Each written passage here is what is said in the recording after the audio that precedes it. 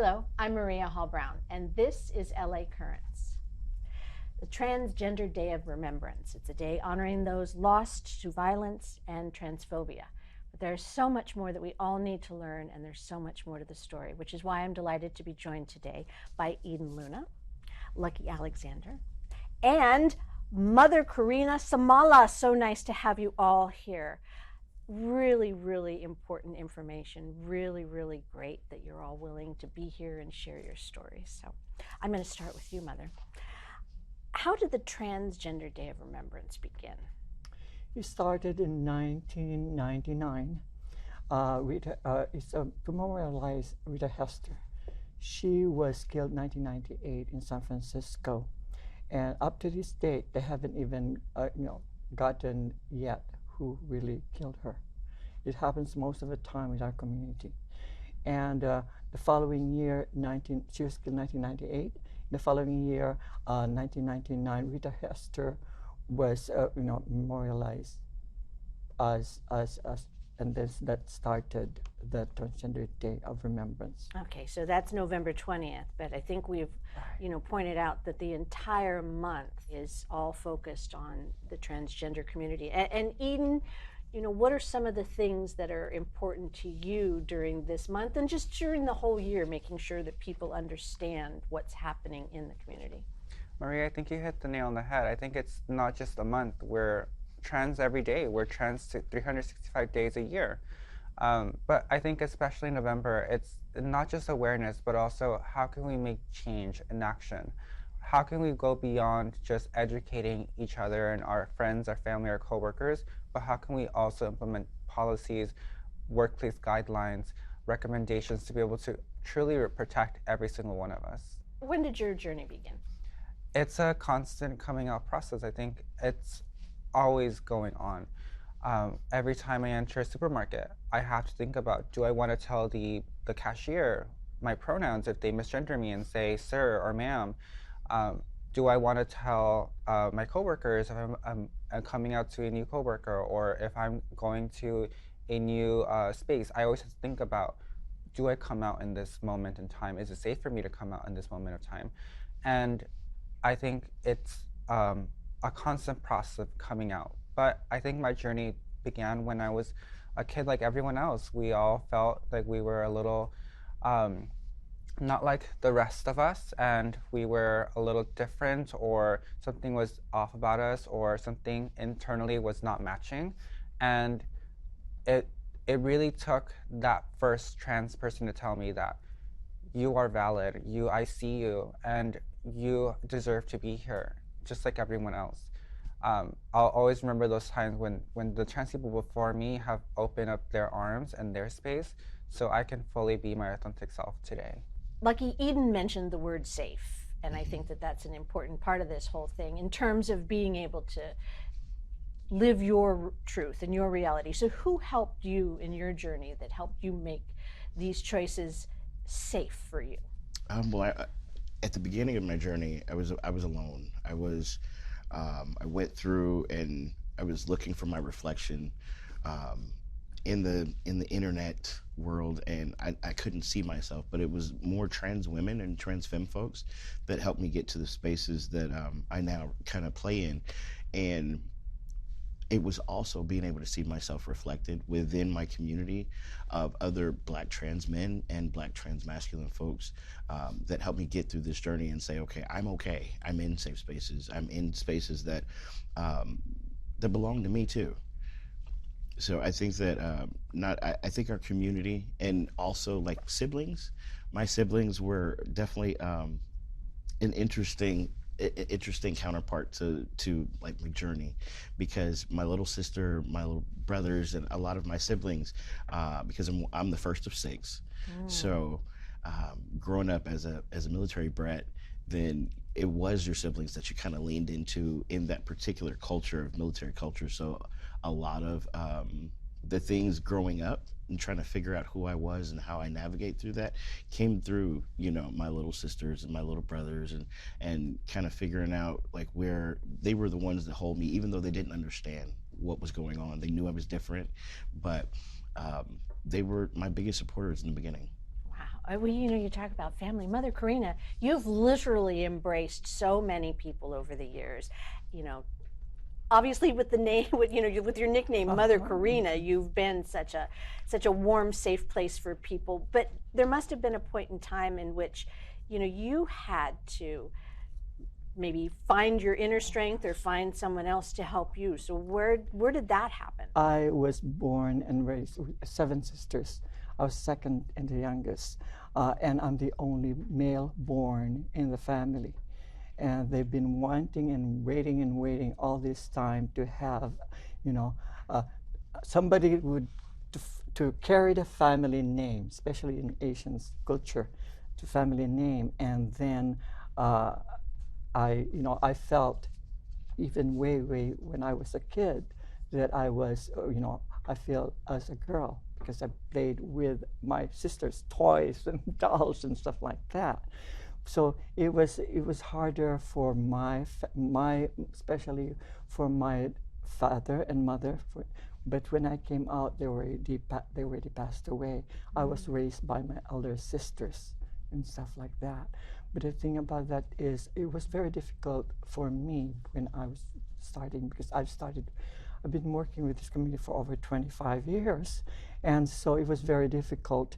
And because of my job also, because my degree is in chemical engineering and I worked for Northrop Grumman. And at that time, there were no laws that protects us as transgender. Right. I would lose because of the work that I do in military, contracts. I have to. One of the questions that they asked when I get my top security clearance is, "Are you a homosexual?" The word transgender wasn't even coined yet at that time, and I had to lie because otherwise I wouldn't get my top security clearance on the work that I do. Okay, so I had to lie all the time. And then again, Karina was born right on West Hollywood, on the parts of West Hollywood, because I have to put my makeup and everything in the car and then take everything off before I can go home, because they always ask our neighbors and questions and stuff like that, our landlords. So it was very difficult for us at that time, for me also at that time, to do this. But, and that's the reason also, that's why I'm saying, with also family members, non-acceptance, they're being thrown out on the streets because of parents non-accepting. Well, I actually want to bring that up, because not only have you all had your own personal journey, but you're embracing others and helping them in a number of ways. And to your point about West Hollywood, you used to drive around with the LA Sheriff's Department and reach out to these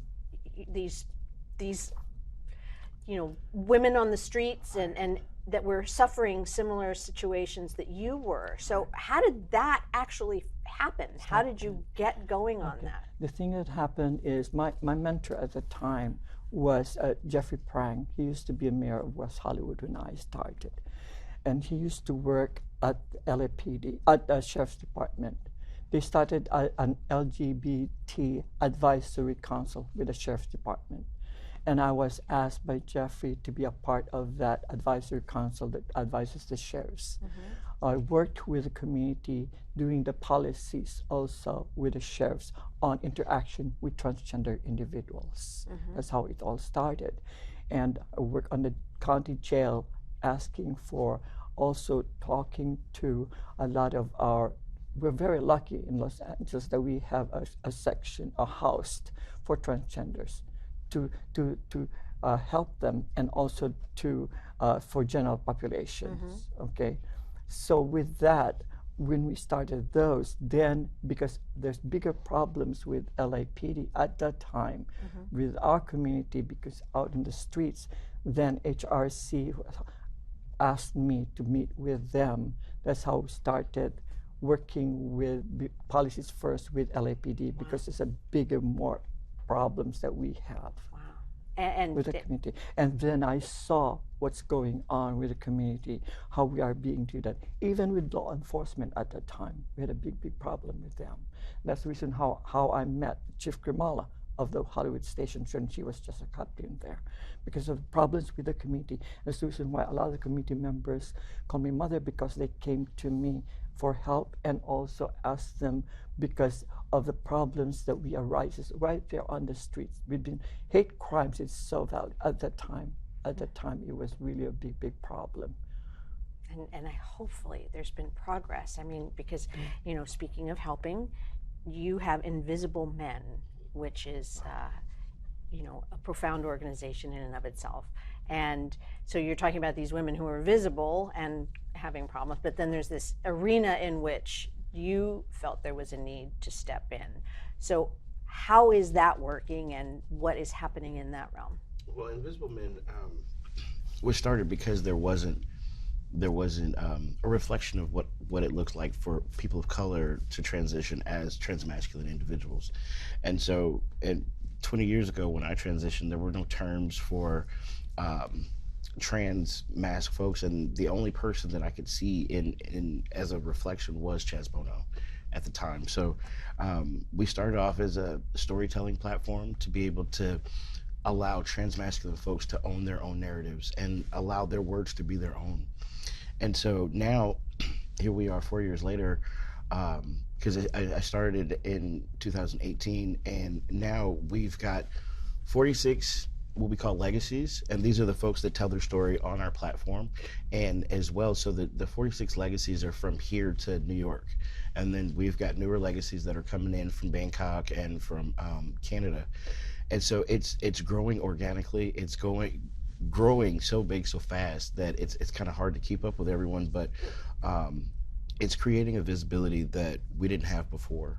It's creating a visibility to really start to reach out and say, we need these resources, we need these services, we need these things, because, you know, there are other trans men that quote unquote pass. I hate that particular term, but there are other trans men that are cis assumed, and going into an OBGYN office is one of the most difficult things that I've ever had to do, because, you know, the folks are, is this appointment for your wife or your girlfriend? And I'm like, no, the appointment's for me. Oh, we don't do those kind of services.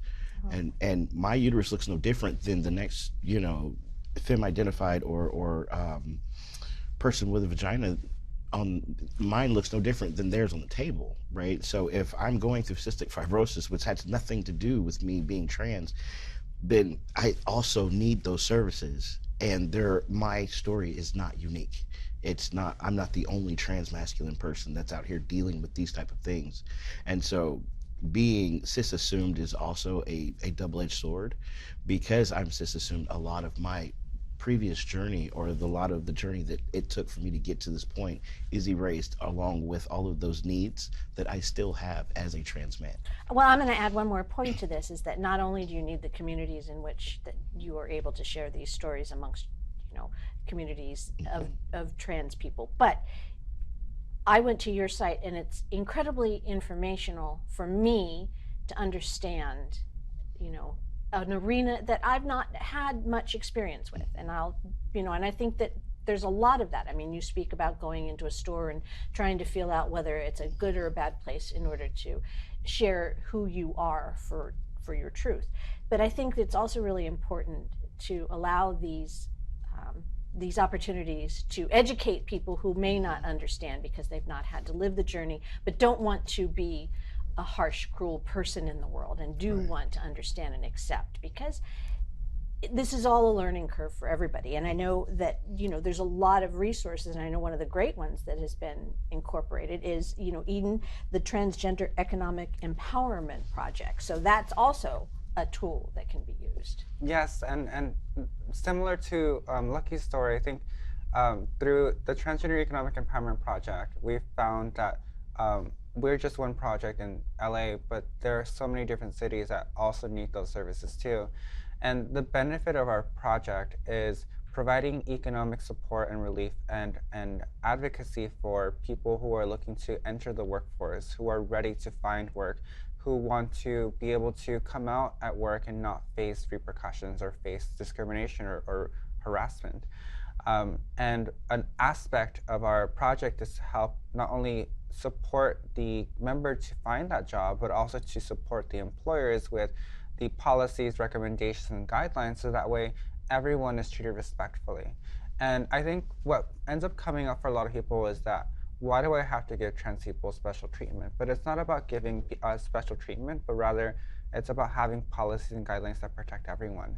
When we advocate for trans people, for people of color, for people who are undocumented, people who are many different marginalized identities, when we're advocating for the most vulnerable or the most marginalized, we're effectively protecting everyone in the process. And so when we're talking about bathroom policies or dress code policies, it's not just a trans issue. This is happening to my friends who just dress more feminine or more masculine than their assigned gender at birth. And people who get bathroom coded at restaurants just trying to access a restroom. I think we all need access to safe restrooms at work. We all need protections. We all need to know that if I decide to change my name and pronouns at the workplace, that it won't interfere with my ability to work, to be able to contribute to society. And ultimately, it's about giving back justice and giving back economic support for a community that's underemployed. Trans women of color face 3 times the rate of unemployment than the national average for people across the board. And this leads to generational poverty, a lack of the opportunities to build the same wealth that many of us are afforded or have the privilege to be able to have that. And so ultimately, it's a large issue, and we're just one small project trying to make a difference here in LA, but there's so many of similar projects across the country that are trying to tackle the same issue of bringing back economic relief, justice, and advocacy for a community that's been pushed to the margins and now finally finding their place, a visible center place in the conversation of workplace rights. Okay, so we started the whole conversation, talking about a very tragic scenario and a very sad set of circumstances that have hopefully improved.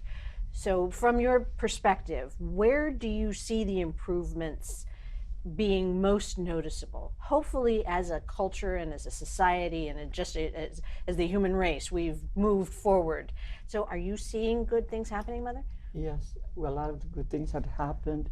We now have the city who are really there for us. We're also law enforcement. In the past, we had really big problems with law enforcement always going after us. That has changed now. We give them, we educate them, Trans 101 on law enforcement to really educate them on how we are and how we should be treated equally from others.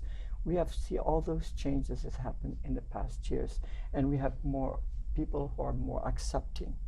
It's really hard on a lot of our community that lives in other states especially come here because they feel like LA is a safe place for them compared to the others, to other cities. They come here, and unfortunately they end up on the streets.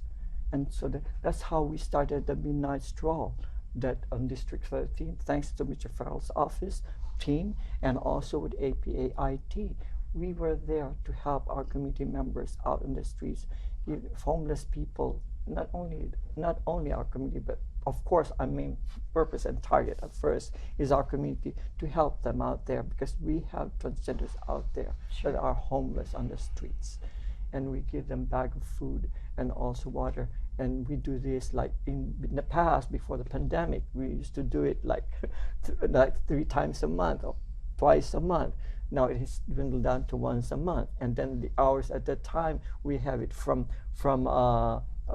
I think 7 o'clock up to 5 o'clock in the morning. Oh my, that's a lot of work. We had cut that out because of the pandemic. Well, hopefully it won't be needed. Hopefully there's going to be some alternatives. But Luckie, what positives are you seeing? And are you? Maybe I should ask that better. Well, I'm seeing positives in the ways that our community is more and more visible. But the downside of that is, with more visibility comes more violence. With more visibility comes a different kind of violence that shows up, especially when we talk about, our trans folks of color. Our trans sisters are being targeted in very specific ways around violence and being just this past individual that we just lost because it was so violent. It's so violent. There was 21 gunshots. Oh. Okay, took this individual's life, and it's hard on our community. Even if I didn't know people, and I know that's for a lot of us, even if we don't know them individually, it still has a very, very emotional impact on us as a community. We make up 1%. We make up 1% of the entire nation's community, right? And so being that we are such a small community, we all may not know each other, but we feel each other, you know? And so there are improvements, but again, there are drawbacks that come with those improvements. Right. When you talk about visibility, and there has been, as you mentioned, Chaz Bono, I mean, that was a while back, but there have been more trans people in media, whether it be, you know, stories about real world scenarios, or whether it be, you know, fictional stories that have made their way onto our screens, large and small. Has that been helpful? Eden, do you think that's been a positive, or in some cases a positive, in some cases a negative? I mean, how has that played out? Yeah, I think like Luckie said it very perfectly. With more visibility comes, in some cases, more violence. And it's a question that I think many of us have whenever something in the media is representing the trans community. Is this good representation? Is this helpful or harmful? And also there's a bit of a challenge with the idea of representation, because when we put someone on the screen, we're expecting them to speak for an entire community.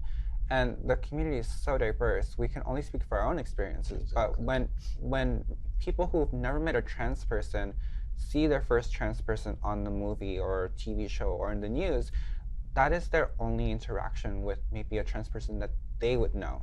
We exist. We may be your coworkers, we may be your neighbors, we may be the person down the street. And the challenge is that when you see in the news constantly like another trans person killed, a trans person who is engaging in underground economies, who is homeless, the representation right there is not that great. And so it's helpful to have positive representation, like trans business owners, people who are doctors, surgeons, who are running for public office. Having trans people in good representation helps balance out the bad. But I think overall, I think we get focused on this idea of visibility and representation, where on the day-to-day level, we have to think about, can I be visible in this space right now, or will I be attacked? And I think it goes beyond visibility. We also have to be able to protect people who may not have the option of being visible, who may not be able to come out, who, for some people, it's a process. They may come out 10 years later when they're ready. Or if they are visible, or if they are like visibly trans or assumed as trans or even perceived, that even the people who do not pass or do not have a level in the transition to be able to reach a level of safety, that the very last one of us, every one of us, is protected. That if I, for some reason, don't shave and I have my facial hair, that I'll be safe entering a restroom, whichever restroom it's available, or if there's a neutral restroom. That ultimately we shouldn't have to be able to pass in order to be safe. And every one of us should be able to find that safety, even if we're not visible, or even if we choose not to disclose. Okay, so let's take this way down to just the average person's point of view. What is the most important thing that you would want to share with somebody who may not have had any kind of relation, you know, face to face with somebody from the trans community? And as you said, everybody's different, and you know, you can't and nobody can be lumped into one category, no matter how similar they may feel or look, or etc. So what's the best thing that someone who has not met you and perhaps sees you in a restroom and is taken aback because they didn't expect you to be there, or meet you for the first time and, you know, introduces themselves and you introduce yourself back? What's the best thing for just being a polite respectful person. So, hello, Eden. You know, what would you like to share with me that maybe I wouldn't have known had I not had a chance to know you before today? Sorry. Just go ahead, and how would just an average person, you know, what would you want them to do? What would you want them to say? How would you want them to be? I think for the average person who hasn't ever met a trans person, or at least doesn't know that they've met a trans person, I would tell them that listen and believe people. I think people know who they are better than what we assume or believe they should be. So believe who they are. They know their gender. They know who they are much more than anyone else. And it's up to you to make that difference. Today, am I going to be a respectful, kind human being? Or am I going to contribute to the cycle of violence, the cycle of oppression, discrimination, and bias that we've been taught for so long? Am I going to uphold these traditions, or am I going to be the change? Okay. And Luckie, what would you like to, you know, just share with someone who may not have had any kind of real relationship with the trans community? Well, I'd like to say, one, we're blood and skin and bones, no different than everyone else. And me as a person, I just want respect. I just want to be respected as a human person, right? So if folks realize and remember that you are human no more than I am human, or no less, then let's give each other human respect. Let's see each other as human people. We are not a monolith. Okay, trans people as a whole are not a monolith. We all have individual stories. We all have dreams and desires and things that we want to do and aspirations and whatnot. We're people no different than anyone else, right? Like if you see me in the bathroom and you realize that I'm trans, like I'm in the restroom for the same reason you're there for. I just want to pee. Right. You know, so that's if someone sees another trans person, say hello. Yeah. Ask them who they are. Okay, don't be disrespectful. Don't be. If you wouldn't ask one of your buddies a question, don't ask us those questions. Oh, don't cross a line that you were not asked to cross. Absolutely. And Mother, what would you want everyone to know? With me, it happened, I got in trouble many times because they're not knowing that I am.